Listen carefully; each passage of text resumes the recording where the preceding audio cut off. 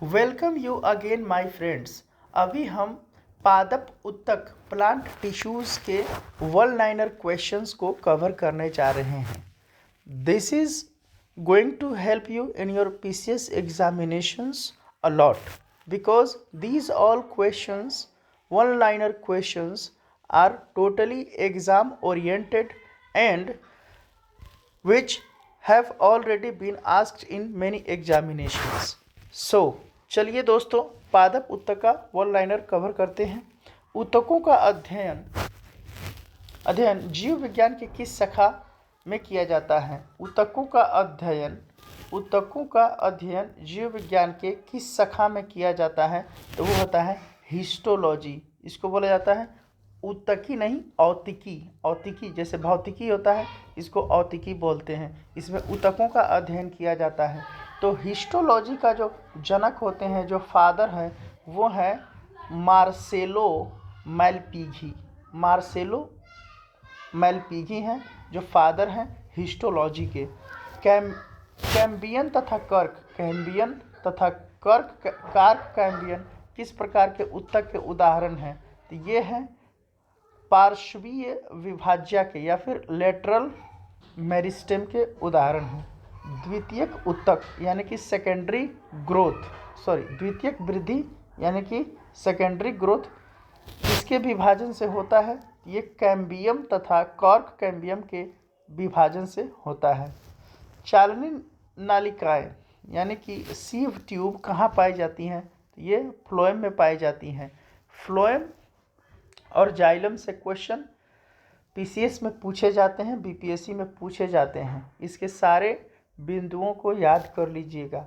पौधों में भोज्य पदार्थ किस उत्तक में एकत्र होते हैं? पौधों में भोज्य पदार्थ किस उत्तक में एकत्र होते हैं? तो ये मृदु उत्तक में या फिर पैरेन्काइमा में होता है। संवहन बंडल का उद्गम होता है रंभजन या फिर प्लेरोम होता है।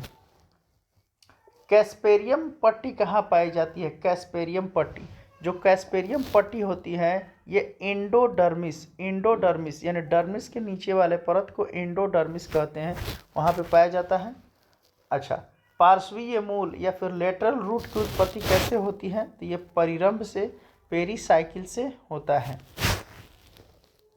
सजीव यांत्रिक उत्तक की संज्ञा किसे प्राप्त है? सजीव यांत्रिक उत्तक की संज्ञा किसे प्राप्त है? तो ये स्थूल कोण उत्तक को यानी कि कोलेंकाइमा को, स्थूल कोण उत्तक को कोलेंकाइमा कहते हैं। इसी को सजीव यांत्रिक उत्तक भी कहा जाता है। सन हेम्प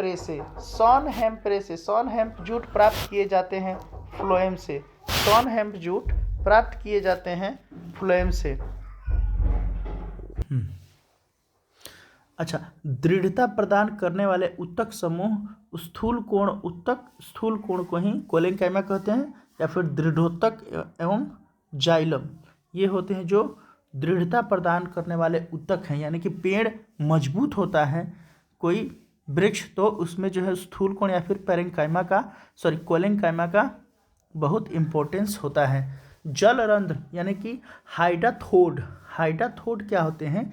ये जल स्रावित ग्रंथियां होती हैं। ये ऐसे ग्लैंड हैं हाइडाथोड जिनसे जल निकलता है।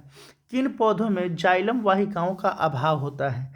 ये अनावृत बीजी एवं टेरिडोफाइट्स में जाइलम वाहिकाओं का अभाव होता है। जड़ों द्वारा अवशोषित जल तथा खनिज पदार्थों को पौधों के विभिन्न भागों में कौन पहुंचाता है? तो ये जाइलम। पौधे के हरे भागों में निर्मित भोज्य पदार्थों को पौधे के अन्य भागों में किसके माध्यम से स्थानांतरित किया जाता है? ये होता है फ्लोएम। तो फ्लोएम एवं जाइलम का कार्य याद रखिएगा दोस्तों, फ्लोएम एवं जाइलम। विभज्योतक यानी कि मेरिस्टेमेटिक टिश्यूज स्थिति के अनुसार होता है शीर्षस्थ, अंतर्वेशी और पार्श्वीय होता है। वाहिकाएं या फिर ट्रैकिड्स तथा वाहिकाएं वेसल्स पाई जाती हैं जाइलम में। बहुत इम्पोर्टेंट क्वेश्चंस है ये सब। ये सारे क्वेश्चन बीपीएससी में पूछा जा चुका है। क्या आप जानते हैं प्रमुख भारतीय वनस्पति शास्त्री जैसे कि विलियम रॉक्सबर्ग, ये भारतीय वनस्पति विज्ञान के जनक हैं। फादर ऑफ इंडियन बॉटनी के जनक कौन है? तो विलियम रॉक्सबर्ग हैं। अच्छा, केसी मेहता, केसी मेहता कौन है? ये पादप रोग या फिर प्लांट डिजीज, रस्ट कंट्रोल, ये सब के बारे में इन्होंने जानकारी दिया था। बीरबल साहनी, ये पूरा वनस्पति विज्ञान यानी कि पैलियो बॉटनी के ये फादर कहे जाते हैं। ये भारतीय जीवाश्म वनस्पति विज्ञान के पिता हैं। डॉक्टर बीपी पाल, पादप प्रजनन, डॉक्टर बीपी पाल पादप प्रजनन के जनक हैं। Doctor MS. स्वामीनाथन, ये पादप अनुवांशिकी, भारत में हरित क्रांति के जनक हैं। ये इनको भी जो है भारत रत्न पुरस्कार मिला है। डॉक्टर जगदीश चंद्र बोस, जगदीश चंद्र बोस शरीर क्रिया विज्ञानी है। ये शरीर क्रिया विज्ञानी या फिर फिजियोलॉजिस्ट हैं। ये एक पौधों में लंबाई में वृद्धि किसके द्वारा होती है? तो ये शीर्षस्थ विभज्योतक यानी कि एपिकल मेरिस्टेम के द्वारा होता है। कार्बनिक पदार्थों में से कौन सा प्रकृति में सर्वाधिक प्रचुरता में पाया जाता है? तो सेलुलोज है। सेलुलोज कार्बनिक पदार्थों में कौन सा प्रकृति में सर्वाधिक प्रचुरता में पाया जाता है? तो वो है सेलुलोज। निम्नलिखित कथन सही है। विषाणुओं में ऊर्जा उत्पादन के लिए आवश्यक एंजाइम नहीं होते हैं। विषाणुओं में ऊर्जा उत्पादन के लिए आवश्यक जो एंजाइम हैं वो नहीं होते हैं। जीर्ण यानी कि वृद्ध होने की प्रक्रिया के अध्ययन को कहते हैं जेरोंटोलॉजी।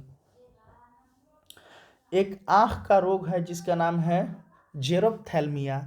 जेरोप्थेल्मिया। पपीते में पीले रंग का कारण है कैरिकोजैंथीन।